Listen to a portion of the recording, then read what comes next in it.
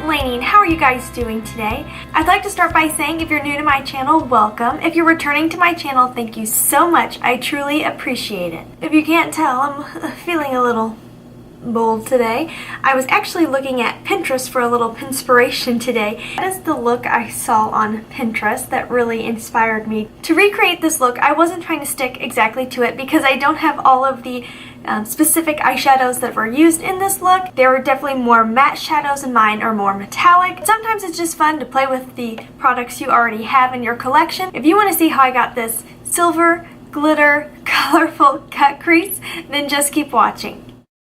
Alright, who's ready to get this look started? Going in with my Shadow Insurance by Too Faced to set my eyelids, and then I'm busting out the Curad medical tape so that I can get a really nice clean line for this look.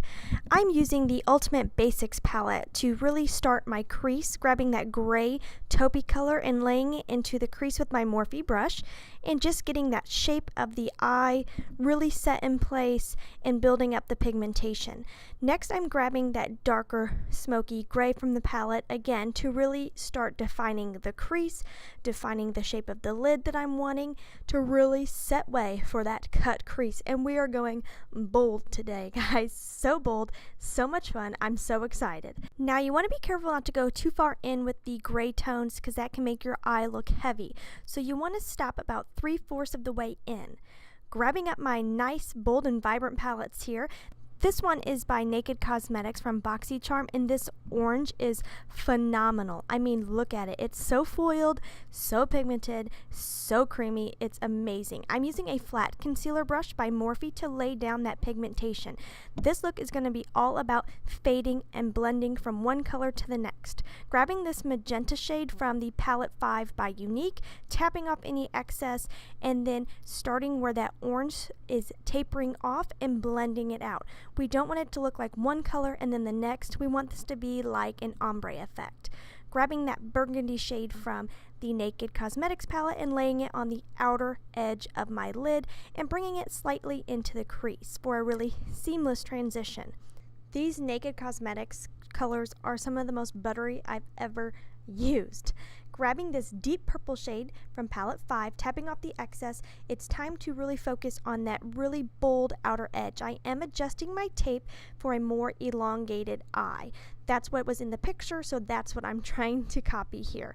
I want that nice, bold, elongated wing.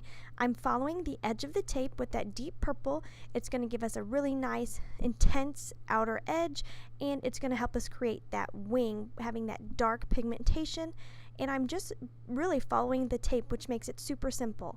And for the cut crease, I feel like you have to have a slight curve to the edge of your wing, so I'm also doing that. I'm kind of curving it around the brow bone.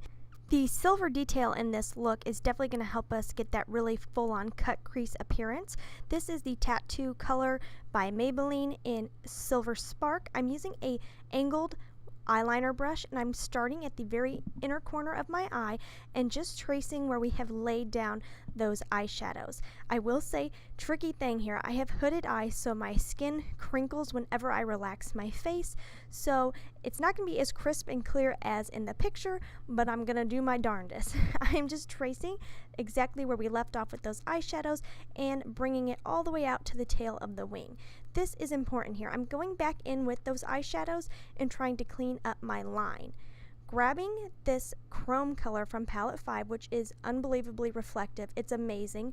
I'm laying this on top of the liquid product because I have oily lids and I want this to really stay all day. Laying a powder on top is going to help with that. And then for the most longevity, I'm actually going to spritz a little Urban Decay setting spray into the cap and dunk my brush right on in there, tap off some of the excess product, and lay that directly on top of the silver, so that way I know it's going to stay through my hooded eyes and blinking and oily lids. I mean, this has a real battle ahead of it.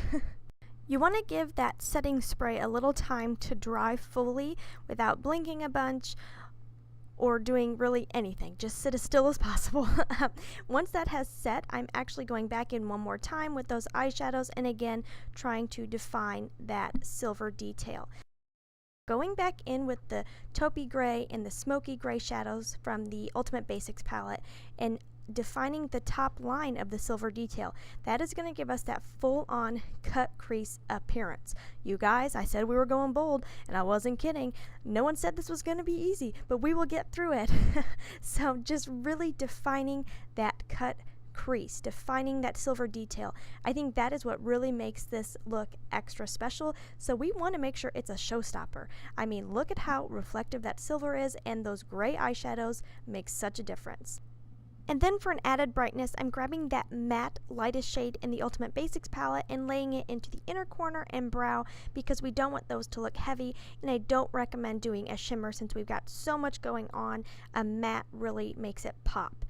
A bold eye needs a bold brow. That's why I grabbed my Younique brow palette, which has a brow shaping wax. I just think a bold brow helps balance out any bold eye look. And hallelujah, taking off tape is so rewarding and fulfilling. I don't know why, but does anyone else get that feeling when you just rip that off?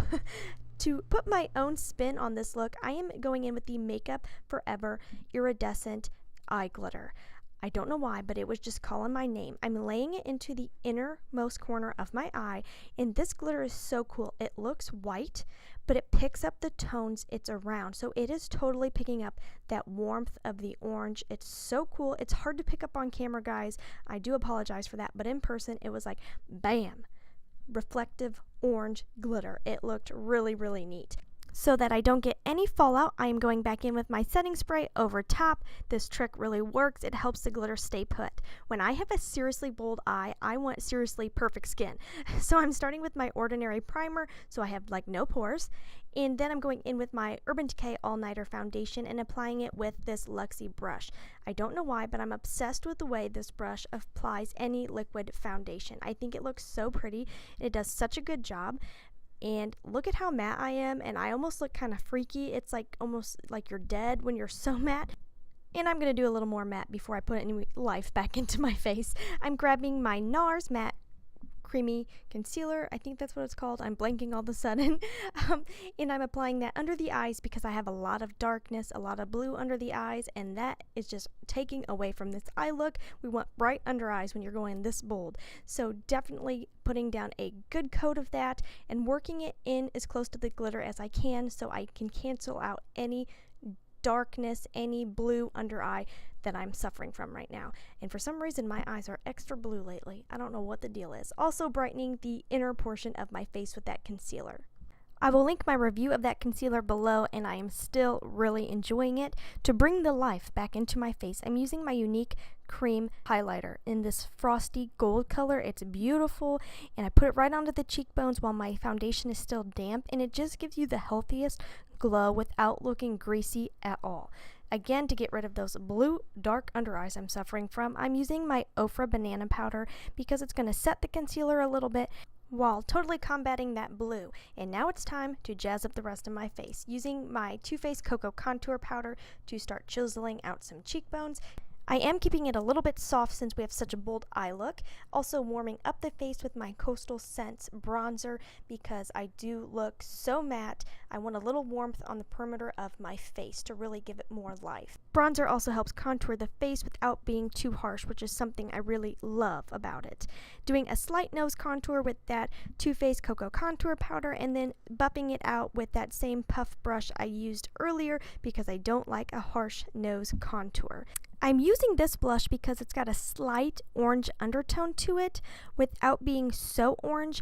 I wanted a warmth, I wanted a little bit of an orangey tone to complement the eye, but I don't want it to be so orange like my Luminoso blush by Milani. Now let's jazz up those lower lashes, grabbing that beautiful orange color that I'm obsessed with. It complements that glitter so well. Oh, it's amazing. Working that into my lower lash line because I'm obsessed with this color, to be real. I'm just totally obsessed. Grabbing that burgundy shade and working it on the outer portion of my lower lash line because it's going to blend it into the wing a little bit better. Grabbing a makeup wipe, and I'm just slightly, ever so slightly, perfecting that elongated wing. And just because we're going bold doesn't mean we're going to skip highlight. Come on, I mean really.